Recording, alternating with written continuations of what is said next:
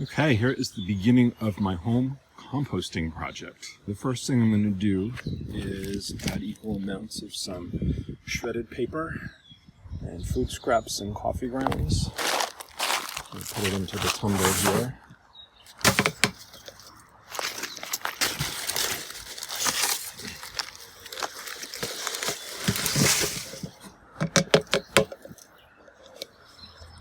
These plastic lettuce and greens coffins make pretty perfect containers to store the compost before you put it in, because they're kind of the same size as the opening, at least here in my bin.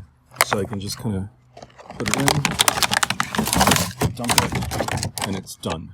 The trick that I learned when I was living in the city from the green markets which took compost is you can put it in the freezer so it doesn't stink up your kitchen if you got rotting stuff.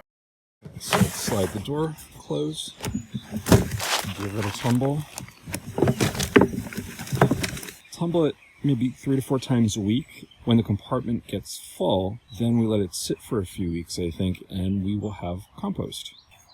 Stay tuned.